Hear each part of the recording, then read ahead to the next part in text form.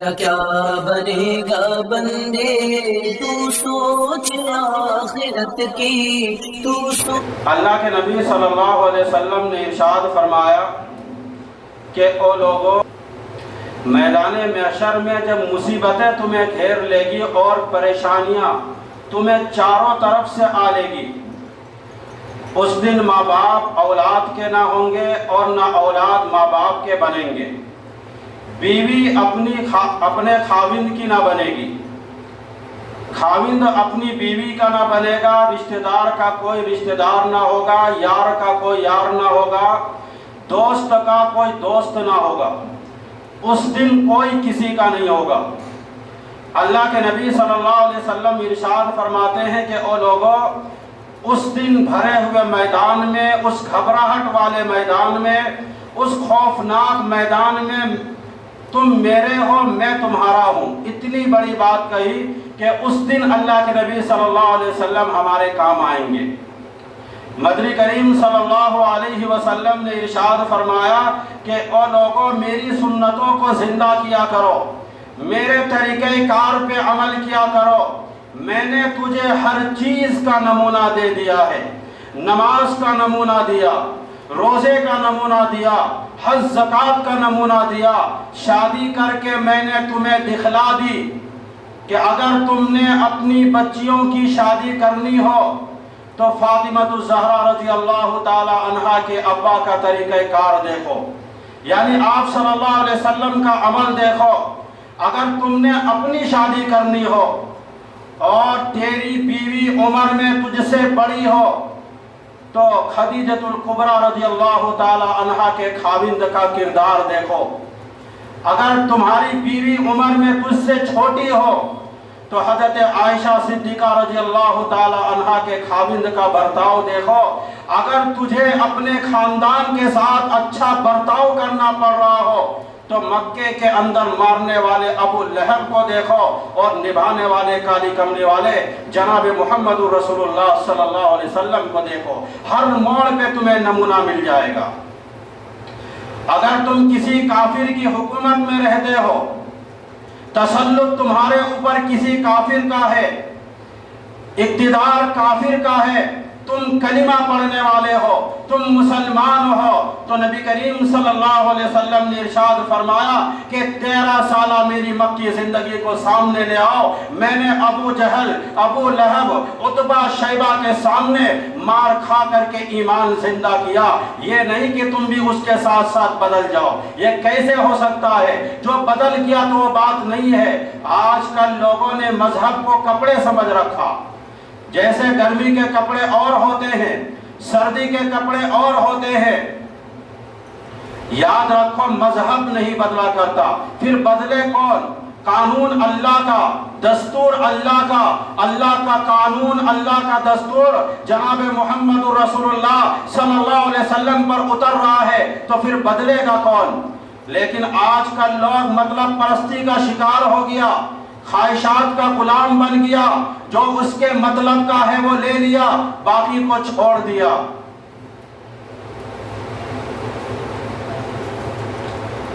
مدنی کریم صلی اللہ علیہ وسلم نے ایسے ایسے لوگ پیدا کیے۔ آپ کی اپنی سیرت کا کیا کہنا؟ حضور صلی اللہ علیہ وسلم نے لوگوں کی ایسی تربیت کی، ایسی سیرت بنائی کہ آج تک دنیا اس کے مقابلے کی پیدا نہ کر سکی۔ صحابہ کے اندر جذبہ دیکھو، صحابہ کا ایمان دیکھو، سخاوت دیکھو، صحابہ کے اندر بہادری دیکھو۔ اللہ کے نبی صلی اللہ علیہ وسلم نے کیسے کیسے لوگ پیدا کیے اور لوگوں کی کیسی کیسی تربیت کی ہے۔ جنگ بدر ہے، نہتے مسلمان، غریب مسلمان، 2.5-3 سال سے درختوں کے پتے چبا چبا کر زندگی گزارنے والے مسلمان، مجھے اور آپ کو کیا پتا اس دین کے اندر کیا قربانی دینی پڑی ہے۔ صبح صبح اٹھ کر اچھے اچھے ناشتہ کھانے والوں، جاؤ گنبد خضرا میں اللہ کے نبی صلی اللہ علیہ وسلم سے جا کر کے پوچھو کہ کالی کملی والے، مکے کے اندر تیرے 2.5 سال کی زندگی کیسے گزری ہے؟ درختوں کے پتے کھانے کو نہ ملے صحابہ اور صحابیات کو۔ ایک بھی اللہ والا ایسا نہیں ہے جنہوں نے دکھوں کی وجہ سے دین کو چھوڑ دیا ہو، جنہوں نے دکھوں کی وجہ سے اللہ کے حقوق کو ادا کرنے سے دور ہو گیا ہو، جیسے کہ آج کے مسلمان دنیا کے چکر میں نہ نماز کی فکر، نہ روزے کی فکر، نہ حلال کی فکر، نہ حرام کی فکر، کسی چیز کی فکر نہیں ہے۔ ادھر سارا مجمع اکٹھا ہو گیا، مقابلے کے لیے کفار آ چکا ہے کہ اس تحریک کو ختم کرو، یہ نئی نئی چیزیں لا کر کے ہمارے آباء و اجداد کے دین کو ختم کرنا چاہتے ہیں، ہمارے آباء و اجداد کے دین کو مٹانا چاہتے ہیں۔ انہی لوگوں کے بارے میں قرآن نے وضاحت کی، فی قلوبہم مرض فزادہم اللہ مرضا وَلَهُمْ عَذَابٌ عَلِيمٌ بِمَا كَانُوا يَكْذِبُونَ۔ ان کے دلوں میں روگ ہے، ان کے دل بیمار ہے، ان کے دلوں میں کھوٹ ہے، ان کے دلوں میں کھلجان پڑا ہوا ہے، ان کے دلوں میں گرد و غبار ہے، ان کے دلوں میں اسلامی نظام کے بارے میں سچائی اور صفائی نہیں ہے۔ اگر یہ سچے ہوتے اور صاف دل والے مسلمان ہوتے تو آج یوں نہیں مرتے جیسے آج یہودیوں کے ہاتھ مسلمان مار کھا رہا ہے، جن پر اللہ نے قرآن کے اندر فرمایا کہ ہم نے یہودیوں پر غضب نازل کر دیا، وَبَاءُوا بِغَضَبٍ مِّنَ اللَّهِ وَضُرِبَتْ عَلَيْهِمُ الْمَسْكَنَةُ۔ اللہ نے فرمایا کہ ہم نے یہودیوں پر غضب نازل کر دی، ہمیشہ کے لیے ذلت نازل کر دی، مسلط کر دی۔ آج مسلمان انہی یہودیوں سے چھپتا پھرتا ہے اور یہودی مسلمانوں کے اوپر دندناتا پھرتا ہے۔ ارے وجہ کیا ہے؟ کبھی تم نے سوچا، کبھی تنہائی میں بیٹھ کر کے غور و فکر تو کرو کہ آخر یہودی ہمارے اوپر مسلط کیوں ہوتا جا رہا ہے؟ آخر وجہ کیا ہے؟ اس کی اصل وجہ یہ ہے، یا تو یہ کہ یہودی بدل گئے یا پھر مسلمان بدل گئے۔ مسلمان ہو کر کے یہودیوں سے بھاگتے ہو، کافروں سے بھاگتے ہو، بھاگ کر کے کہاں جاؤ گے؟ آخر ایک دن تو تمہیں مرنا پڑے گا۔ دکانوں کے پیچھے میں پڑنے والوں، کاروبار کے پیچھے پڑنے والوں، کارخانے کا دن رات غور و فکر کرنے والوں، رات دن نوٹوں کے چکر میں رہنے والوں، اللہ تبارک و تعالیٰ فرماتے ہیں میں نے تجھے اس لیے کب پیدا کیا تھا کہ ایک دکان کی 2 بناؤ، 2 کی 4 بناؤ، ایک فیکٹری کی 2 بناؤ، 2 کی 4 بناؤ۔ اللہ فرماتے ہیں میں نے تجھے اس لیے ہرگز پیدا نہیں کیا تھا۔ فرمایا کس لیے پیدا کیا؟ قل اطیعوا اللہ و اطیعوا الرسول، اللہ اور رسول کی اطاعت کے لیے پیدا کیا تھا تمہیں۔ اللہ فرماتے ہیں میرا محبوب حضرت محمد رسول اللہ صلی اللہ علیہ وسلم کی ذات ہے، بھوک کی وجہ سے پیٹ پہ پتھر باندھتے ہوئے دکھائی دیتے ہیں، اور تجھے ہر وقت قارون کا خزانہ درکار ہے، ہر وقت تم قارون کے خزانے کے پیچھے پڑے ہوئے ہو۔ پوری نہیں ہوتی، لاکھ مل جائے، کروڑ چاہیے، کروڑ مل جائے، ارب چاہیے، ارب مل جائے، خرب چاہیے، پوری دنیا کی دولت ایک آدمی کے حوالے کر دو، رب کعبہ کی قسم میں کہتا ہوں وہ تب بھی کہے گا مجھے اور چاہیے۔ یہ میں اپنی طرف سے نہیں بلکہ اللہ کے نبی کا فرمان سنا رہا ہوں کہ ایک آدمی کو پوری دنیا کی دولت دے دو، پھر بھی اس کا پیٹ بھرنے والا نہیں ہے، بلکہ اس کی پیٹ تو قبر کی مٹی بھرے گی۔ آج دنیا کے چکر میں آپ اپنے زندگی کو ٹٹولو، ایک آدمی کے 2 بینک اکاؤنٹ ملیں گے، 3 ملیں گے، 4 مل جائیں گے، لیکن آخرت کے لیے آپ نے کتنے بینک اکاؤنٹ کھول کر کے رکھے؟ قارون کے خزانے کے لیے آپ ہر وقت غور و فکر کرتے ہو، لیکن آخرت کے بارے میں آپ کتنے فکر کرتے ہو؟ ہمارے پاس 1-2 بینک اکاؤنٹ کھلے ہوئے ہیں، ہر ایک میں پیسے پڑے ہوئے ہوتے ہیں، لیکن آخرت کے بینک اکاؤنٹ میں آپ نے کتنے پیسے جمع کیے اب تک؟ یہ جو جمعے کو ڈبے چلتا ہے، پیسوں کا چندہ ہوتا ہے، یہ بھی ایک اللہ کا بینک اکاؤنٹ ہے جس میں آپ پیسہ جمع کر سکتے ہیں۔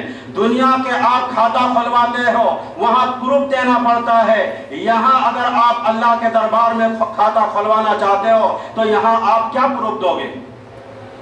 کوئی اپنے آدھار کارڈ یا کوئی اور سرٹیفکیٹ تو نہیں دے سکتے۔ اس بینک اکاؤنٹ کا پروف یہ ہے کہ اخلاص کے ساتھ اللہ کو راضی کرنے کے لیے اس نیت کے ساتھ کہ اس ڈبے میں جو بھی میں رقم ڈالتا ہوں کل قیامت کے دن یہ ہمیں نیکی کی شکل میں مل جائے گا۔ یہی ہے آپ کے بینک اکاؤنٹ۔ مہینوں میں آپ ہزاروں روپے کماتے ہو، لیکن اس ڈبے میں آپ کتنے پیسے ڈالتے ہو؟ اگر 10-5 یا اپنی وسعت کے مطابق بھی اگر آپ نے جمع کیا، یہ بینک اکاؤنٹ ایسا ہے کہ اس میں 1 روپیہ بھی ڈال دو کوئی آپ کو کہنے والا نہیں ہے، 10 روپیہ بھی ڈال دو آپ کو کوئی کہنے والا نہیں ہے۔ آپ جس دوست و احباب کے چکر میں مہینوں میں ہزاروں روپے ختم کر دیتے ہو، کل قیامت کے دن جب تم ایک نیکی کا محتاج بن جاؤ گے، انہی دوستوں کے پاس جاؤ گے، انہی اپنے اولادوں کے پاس جاؤ گے، اپنے دوست و احباب کے پاس جاؤ گے کہ میں نے تمہیں دنیا میں تو بڑی خاطر تواضع کی تھی، ایک نیکی کی ضرورت ہے، اگر تم مجھے ایک نیکی دے دو اللہ مجھے جنت کا فیصلہ کر دے گا۔ اس دن یہ دوست نہ کام آئیں گے، نہ اولاد کام آئیں گے، نہ بیوی بچے کام آئیں گے، کوئی کام نہیں آئیں گے اگر یہ آپ چھوٹی چھوٹی رقم اگر آپ نے ڈالی ہوگی ان ڈبوں میں، جس کو آپ کوئی قدر نہیں سمجھتے کہ 1 روپیہ ڈالنے سے کیا ہوگا۔ قیامت کے دن اللہ کہے گا کہ فرشتوں ان کا دیکھو کوئی اور اعمال ہے کیا، تو فرشتے کہیں گے ہاں یہ جمعے میں یا دین کے کاموں میں کچھ پیسہ تھوڑی تھوڑی رقم میں دیتا تھا۔ اللہ کہے گا ان نیکیوں کو بھی اٹھا کر کے لے آؤ۔ جب وہ نیکیاں لایا جائے گا تو ایک نیکی کے بجائے اور بھی نیکی آپ کی بڑھ جائے گی۔ اللہ کہے گا ان کے لیے جنت کا فیصلہ کر دو۔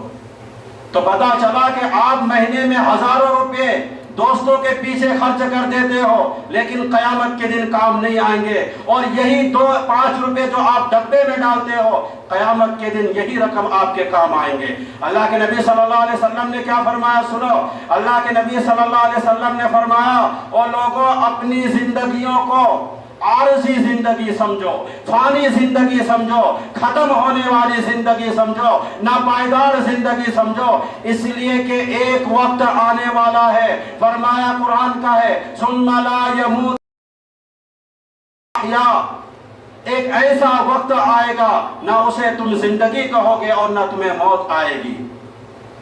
علماء کرام نے 3 درجے بتائے، سیرت النبی صلی اللہ علیہ وسلم کا حاصل، سیرت النبی صلی اللہ علیہ وسلم کا خلاصہ، نچوڑ، فرمایا عصمت نبی یعنی آدمی کے دل میں مدنی کریم صلی اللہ علیہ وسلم کی اتنی عظمت ہو، اتنی بلندی ہو، اتنی شان ہو، اتنی برتری ہو، اتنی محبت ہو کہ بندہ یہ کہتا ہو کہ مجھے مال دولت سے، بیوی بچے سے، ماں باپ سے، تخت و تاج سے، ان تمام چیزوں سے مجھے حضور صلی اللہ علیہ وسلم کی ذات زیادہ محبوب ہے، یہ یقین بن جائے۔ اسی کے بارے میں قرآن نے کہا اِنَّا أَرْسَلْنَاكَ شَاهِدًا وَمُبَشِّرًا لِتُؤْمِنُوا بِاللَّهِ وَرَسُولِهِ وَتُعَزِّرُوهُ وَتُوَقِّرُوهُ۔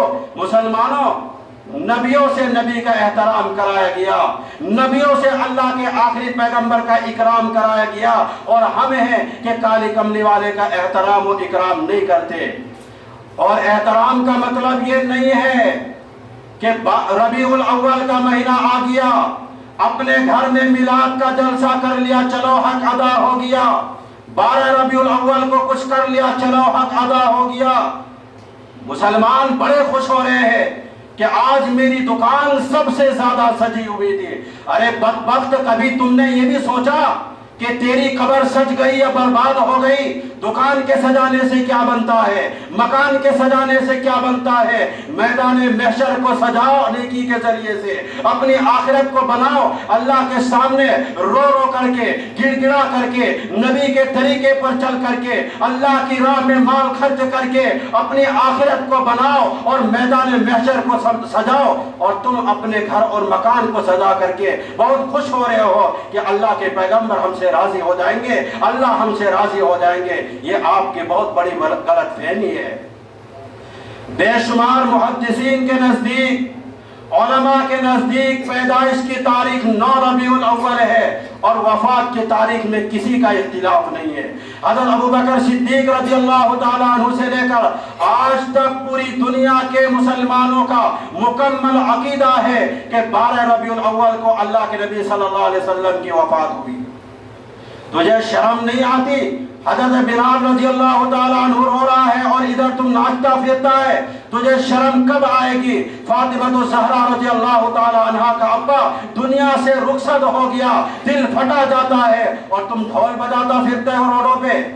یہ عمل کسی بھی طریقے سے مناسب نہیں ہے، اس لیے نبی کریم صلی اللہ علیہ وسلم کی عزت کرو، احترام کرو مدنی کریم صلی اللہ علیہ وسلم کی۔ فرمایا یہ قرآن کا حکم ہے کہ میرے محبوب کی عظمت کو برقرار رکھو اپنے دلوں میں، ساری دنیا کائنات سے بھی زیادہ، ساری اولادوں سے بھی زیادہ، سارے رشتہ داروں سے بھی زیادہ۔